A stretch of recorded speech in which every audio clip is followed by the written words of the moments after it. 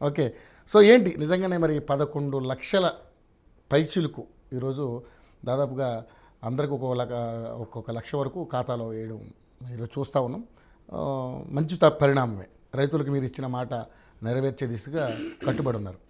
So నిజంగానే మరి ప్రతిపక్షాలు కూడా నిజంగా రుణమాఫీ మీ వల్ల కాదు, సాధ్యం కాదని కూడా చెప్పడం జరిగింది. ఎందుకంటే గతంలో 10 ఏళ్ళు వాళ్ళ అధికారంలో ఉన్నప్పటికీ కూడా 28,000 కోట్లు వాళ్ళు కలిసి చేయలేకపోయారు.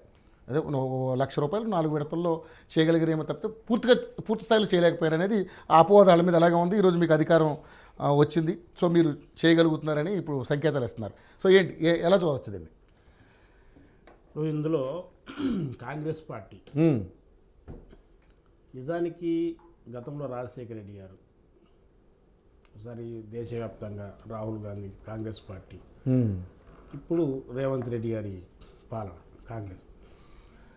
రాజశేఖర రెడ్డి గారు ₹1,00,000 రుణమాఫీ ఫస్ట్ ఏకకాలం. కానీ ఏకకాలంలో ఇప్పుడు 2 లక్షలు చేస్తున్నాం, అంటే డబుల్ ధమాకా. ఓకే. అంటే 2 లక్షల రుణమాఫీ మేము ఏదైతే చేస్తున్నామో, మాకు ప్రతిపక్షాలు అంటే 10 సంవత్సరాలు పరిపాలించిన బీఆర్ఎస్ పార్టీ, 10 సంవత్సరాలు పరిపాలించిన బీజేపీ పార్టీ కేంద్రంలో దేశంలో, వీళ్ళు మేము ఇచ్చిన హామీ కాంచి మొదలు పెట్టుకుంటే మీ నుంచి కాదు, మీ నుంచి కాదు, మీ నుంచి కాదు, మీ నుంచి కాదు, మీ నుంచి కాదు. మళ్ళీ 10 సంవత్సరాలు పరిపాలించిన బీఆర్ఎస్ పార్టీ ఎందుకు మీ నుంచి కాదని పదం వాడిందో మాకది తెలియదు. ఎందుకు కాదు అనేది మాకు తెలియదు.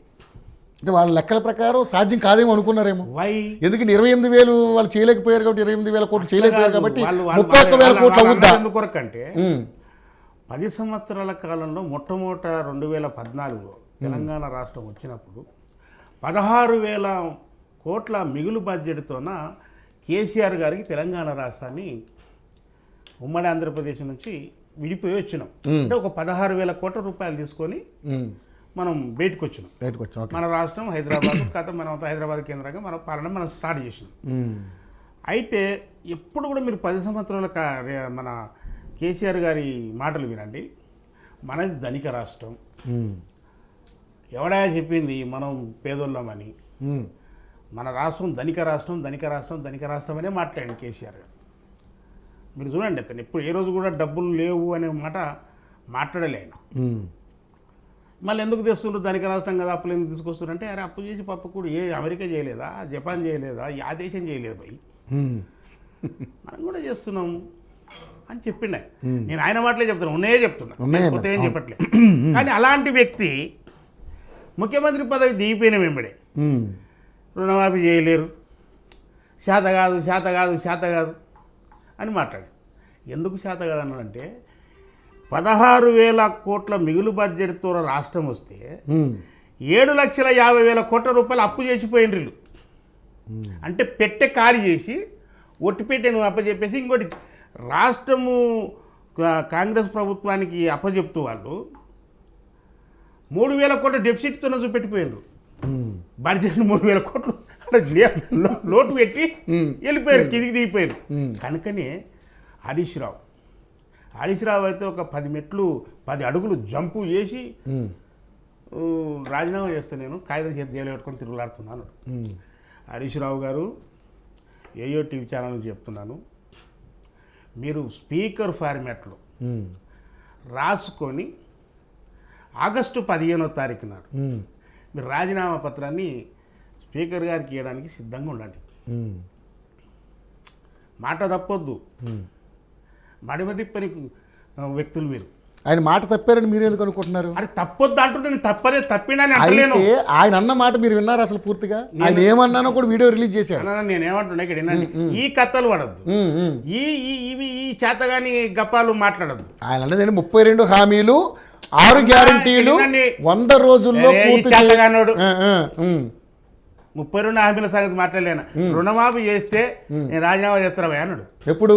15లో గల్లా అన్నా ఇక్కడ వినండి, మొన్న మేము స్టార్ట్ చేసిన తర్వాత కూడా జైలు పెట్టుకొని తిరుగుతున్నా అన్నాడు. ఆగస్టు 15 అన్న తర్వాత ఆయన కూడా అన్న మాట ఏమన్నాడని ఆయన ఏమంటున్నాడంటే 32 హామీలు 6 గ్యారంటీలు 100 రోజుల్లో కంప్లీట్ చేస్తే తర్వాత ఆగస్టు 15 నాటికి 2 లక్షల రుణమాఫీ చేస్తే చెప్పింది రవి, మీరు చెప్పింది నిజమైతే ఆయన అన్న మాటలే, నేనన్న మాట కాదు. రాజకీయ విశ్లేషకులు ఉన్నారు, చాలా మంది ఉన్నారు. చాతగానోళ్ళు సవాళ్ళు చేయొద్దు ఏమంటున్నా.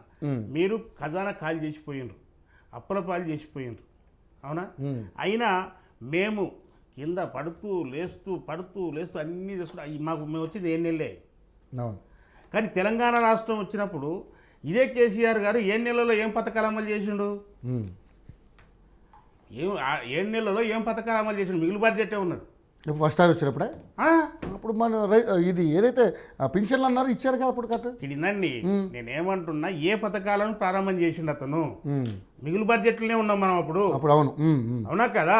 ఇంకోటి బడ్జెట్ మీద బడ్జెట్ ఫస్ట్ 1,10,000 కోట్లు పెట్టిన తర్వాత 1,50,000 కోట్లు పెట్టిన తర్వాత 2 లక్షలు పెట్టిన బడ్జెట్ పెట్టుకుంటూనే పోయారు. ఓకే, అవునా కదా?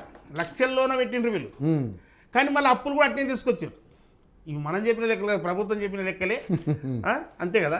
అంటే మేమేమంటున్నామంటే ఇప్పటికి కూడా చెప్తున్నాం, ప్రభుత్వము భయంకరంగా ఈ రాష్ట్రము పూర్తిగా అప్పుల పాలవుకొని కూర్చున్నది, డబ్బులు లేవు. అయినా ఒక్కొక్క పైసా ఏమంటారు చూడండి, ఒక్కొక్క పైసా రూపాయి జమ చేసి రైతులకు ఇచ్చిన హామీ. ఎందుకంటే వాళ్ళు ఎవరు బయటి రాష్ట్రాల వాళ్ళు కాదు, లేకపోతే ఇతర దేశస్తులు కాదు, వాళ్ళు తెలంగాణ రైతులే. 2 లక్షల రుణమాఫీ అనే మాట నేనైతే పెట్టినామో, అదే సమయంలో కేసీఆర్ గారు కులం వాస్తవానికి ధనవంతుల కులం అది. కానీ రాష్ట్రం కూడా అట్టనే ఉంటుంది అని చెప్పేసి అని అనుకునే సంగతి నాకు తెలియదు. కానీ ఈయన అప్పుడు రాళ్లకు, రప్పలకు, రోడ్లకు, మన ఫినిషింగ్ చేసిన రోడ్డు, రియల్ ఎస్టేట్ భూములకు అన్నిటికీ చేసిన అమెరికాలో ఉన్నది డబ్బులు పంపిడిన. అమెరికాలో ఉన్న వ్యక్తులకు కూడా డబ్బులు పంపాడు రైతు బంధు రూపంలో. రైతు బంధునా? ఇప్పుడు మన ఎవరైనా ఉన్నాడు కదా మల్లారెడ్డి గారు, మల్లారెడ్డికి నాకు 2 లక్షలు వస్తున్నాయి నాయన అని ఈయన చెప్పాడు, మాకు రైతు బంధు పడుతుందని చెప్పి. అంటే ఇప్పుడు మేమేం చేసినామంటే, మాది పేదల ప్రభుత్వం కనుక ఈ ఒరిజినల్గా రాళ్ళు రప్పలు కాకుండా, రియల్ ఎస్టేట్కు రాళ్ళు నాటిన భూములు కాకుండా, కరెక్ట్గా వ్యవసాయం జరుగుతున్న రైతులకి, భూమికి, రైతుకు మేము డబ్బులు ఇద్దామని చెప్పేసి అని పెట్టుకొని ఈ కార్యక్రమాన్ని షురూ చేసినాం. ఇప్పుడు మొదటి విడతల 11,42,000 మందికి, అంటే వీళ్ళు ఏకదం 1 ఎకరా, అర్ధ ఎకరా, 2 ఎకరాల లోపు ఉన్న రైతులు, అంటే వీళ్ళెవరు దళితులు, గిరిజనులు, నిరుపేదలు, బీసీలలో కూడా మరీ నిరుపేదలు, వాళ్ళు ఈ మొదటి విడతల కొట్టుకొని పోయింది. అంటే లక్షలోపు 40,000, 50,000, 20,000 ఉంటాయి. ఊరికి మన ఈ లక్షలోపు అంటే వెళ్ళిపోయింది. చాలా సన్నకారు, చిన్నకారు రైతులు క్రాప్ లోన్లు తీసుకున్నాము, వీళ్ళ ఈ రోజుతో వెళ్ళిపోయింది. మళ్ళీ రేపు 1వ తారీఖు వరకు ఏం చేస్తాము? మళ్ళీ 50,000, 1,50,000 వాళ్ళకి వేస్తారు, వేసేస్తాం. ఆ తర్వాత ఆగస్టు 15 లోపల 2 లక్షలు, రిమైనింగ్ 50,000 కలిపి మళ్ళీ ఇప్పుడు దీంట్లో కొట్టుకుపోయిన వాళ్ళు వాళ్ళు కూడా ఉన్నారు. 2 లక్షల వరకు ఉన్న వాళ్ళకు ఇప్పుడు 50,000-60,000 మాఫీ అయిపోయింది. ఓకే, దాంట్లో మళ్ళీ కొంత బ్యాలెన్స్ మిగిలింది. మళ్ళీ ఈ 50 యాడ్ చేసే వరకల్లా అవి కూడా కొన్ని ఎగురుతాయి. కాదు, 2 లక్షల రుణమాఫీ ఉన్న వాళ్ళకి 2 లక్షల రుణమాఫీ ఏకకాలంలో చేస్తారన్నారుగా. అంటే బడ్జెట్లో లేదు పరిస్థితి. ఇప్పుడు ఏది పెట్టే ఖాళీ ఉంది, ఉంటేనే పంచుతున్నామే తీసి, మేము పంచుతున్నామే. మాకేం మేము చెప్పినాను. ఇప్పటికైనా కూడా ఆ యొక్క బడ్జెట్, ఎందుకంటే చూసినాం, శ్వేతపత్రాలు రిలీజ్ చేసినాం పరిస్థితులు ఏందనేది ప్రజలకు కూడా తెలియాలని. ఈ 10 సంవత్సరాల కాలంలో ఏం జరిగిందనేది కొద్దిగా ప్రజలకు తెలియాలని తెలియజేసినాం. అయినా మా హామీల మీద ఇప్పటికి చెప్తున్నాం. మీరు 32 అని అంటారు కదా, వీళ్ళేదో కేటీఆర్ చెప్తుంటాడు 420 420 అని చెప్తున్నారు కదా. దాన్ని అట్ట వాడుకోవాలని చూసిండు ఆయన. ఏమంటున్నా, అటువంటి 420 అనే పదాన్ని ఈ రకంగా వాడదాం అనుకున్నా, కానీ సెల్లు అనే తట్ట అయింది కదా. 400 నీవు చెప్పిన 420 అంకెనే మేము చెప్పినాయి. ఖచ్చితంగా 5 ఏళ్ల కాలంలో ఖచ్చితంగా చేస్తాం, సమస్య లేదు. చేసి తీరుతాము. పేదవాడికి మంచిగా సుఖశాంతులు అందించడమే మా ప్రభుత్వం యొక్క ధ్యేయం. మేము ఖచ్చితంగా చేస్తాం. చాలామంది ఇప్పుడు ఈ వాళ్ళు స్క్రోలింగ్లు పెడుతున్నారు, ఏటి పెట్టారు, సోషల్ మీడియాలో విపరీతంగా పెడుతున్నారు, ఇది లేకపోయా. ఎవడన్నా కనీసము అరే ఇచ్చిందని ఇంత ఆనందమైన డైలాగ్ లేకుండా మన తెలంగాణ వాళ్ళే కదా మనమందరం కలుసుకొని తెలంగాణ తెచ్చుకున్న వాళ్ళం చేసినాం కదా. అరే ఇది సరిపోయానా 4,000 పింఛన్ ఎక్కడవా? మన ఇప్పుడు వ్యవసాయం స్టార్ట్ అయింది, మన రైతు బంధు ఎక్కడవా? ఎత్తలేరు. అరే రే రే ఇంత ఉచ్చ నిలబడతలేదండి వీళ్ళకు. మన ప్రభుత్వం పాలిస్తున్నది కూడా మన తెలంగాణ వాళ్ళే. కనీసం ఇంకిత జ్ఞానం లేకుండా విరుచుకొని అంటే మీరు పలానా టైం పెట్టినప్పుడు ఆ టైం వరకు మాట చెప్పు వాళ్ళ అవకాశం వాళ్ళ ఉత్తుకునే అన్నారా? మీరే అన్నారు 3 నెలల్లో కంప్లీట్ చేస్తామని మీరే అన్నారు. రవి గారు నేను ఏమంటున్నా, మేము 100 రోజులలో చేస్తామని చెప్పి అన్నారు. అవును కాదంటలేము. 100 రోజులు అయ్యింది మేమన్నీ, ఎందుకంటే మేము కొత్తగా వచ్చిన వాళ్ళం. ఇప్పుడు 10 ఏళ్ళ తర్వాత వచ్చిన వాళ్ళం. దీని పరిస్థితి ఏం చూసుకోవాలి కదా. ఇల్లు అయితే ముద్దుగానే ఉందిరా నాయన అని ఇట్లా జరిగినాం. కానీ మొత్తం బొక్కలు కిటికీలు ఊసిపోయినాయి, తలుపులు ఊసిపోయినాయి, గిన్నెల్లో ఏం లేదు, ఒట్టి డుల్ల ఉంది. అప్పు చేసి పోయినరు. ఇంటి నిండా పిల్లలు ఉన్నారు. అక్కడ పిల్లల దాకా సాదాలే, మళ్ళీ ఇంటి మీద అప్పు తీసుకొచ్చి ఆ అప్పును కట్టాలి, ప్లీజ్ ఇంట్లో ఉన్న పిల్లలకు తిండి పెట్టాలి. ఇది రాష్ట్ర పరిస్థితి. కనుక దీన్ని ఒక సామాన్యుడిగా తెలంగాణ ప్రజలు గత ప్రభుత్వము చేసిందని వాళ్ళ మీద మేము రాళ్ళేస్తలేము, రప్పలేస్తలేము. ఏమంటున్నా, లేకపోతే మీ ఇల్లు ఆడదాసి పెట్టుకున్న తీయండి అని చెప్పి కూడా అంటలేము. మేము ఉన్నదాన్ని సాగుగా నడుపుకుంటూ పోతున్నాం. ఓపిక ఉంటేనేమో చూడండి, ఓపిక లేకపోతే ఇంత తాయి కమ్మగా వండుకోండి. అంతేగాని ఈ ఊరికే నోరు వచ్చినట్టు మాట్లాడితే ప్రజలు మిమ్మల్ని తిరగబడి కొడతారు. తిరగబడి కొడతారు ఖచ్చితంగా. కనుక ప్రతిపక్షాలు ఈ మంచి జరిగినప్పుడు మంచి చెప్పండి. ఎవరైనా సరే మీరు రేపన్నాడు మీరు పాలనకు వచ్చినా ఇదే పరిస్థితి. సపోజ్కు 3వసారి ముఖ్యమంత్రిగా కేసీఆర్ అయింది అనుకో, ఆయన ఇచ్చిన హామీలను మళ్ళీ ఆయన కూడా ఇదే రకంగా ఎదుర్కొనే పరిస్థితి. ఎందుకంటే ఆయనకు తెలుసు కదా బడ్జెట్ పరిస్థితి. కనుక మిమ్మల్ని ఎందుకొరకు అంటున్నారంటే మేము మొత్తం ఖాళీ చేసినాం రవి.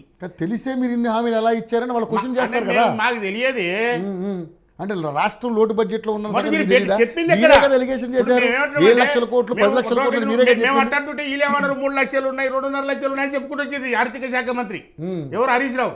మొత్తం వచ్చి కూర్చుని, ఎందుకంటే అధికారులు వాళ్ళు ఏం చెప్తారు క్లియర్ గా చెప్పేది లేదు. మీరు ఏ ఆధారాలతోటి 10 లక్షల అప్పులు అయినా మేము 10 లక్షలు అండి ఆ రోజు, 5 లక్షలు చేసి అన్నాం. 7 లక్షలు 10 లక్షలు కూడా అర్థమైందా? 12 లక్షలు అయితే అయినా మేమైతే పారిపోవట్లేదే, కాలిపెట్టని చూసి మేము పారిపోవట్లేదే. ఖచ్చితంగా దీన్ని ప్రిపేర్ చేస్తున్నాము, చేసుకుంటూ పోతున్నాను. ప్రజలకు ఇచ్చిన హామీలు ప్రతిదీ కూడా ఖచ్చితంగా నెరవేర్చి తీరుతాం. సమస్య లేదు ఇందులో, పారిపోయే ముచ్చటనే లేదు. కానీ మీరు ప్రజల నుంచి మీరు ఎట్లా మిమ్మల్ని రక్షించుకుంటారో మీరు ఆలోచన చేసుకోవాలి. మా మీద తీసుకుపడితే ప్రజలు మిమ్మల్ని ఎట్టబడతారు. సరే, ఓకే. ఇప్పుడు అది గమనించాలని చెప్తాను. రామూర్తి గారితో మాట్లాడదాం. రామూర్తి గారు, మీరు సతీష్ మాది గారు చెప్పినవన్నీ విన్నారు. మరి నిజంగానే మీరు ఎలిగేషన్ చేసినట్టుగా మరి ఇప్పుడున్నటువంటి పరిస్థితులు చూస్తే తారుమారు అవుతున్నాయి. ఎందుకంటే ఎప్పుడైతే మీరు అనుకున్నారో రైతులు రుణమాఫీ చేస్తే రైతుల విషయంలో కాంగ్రెస్ పార్టీ ఒక చెరగడ ముద్ర వేసుకుంటారు.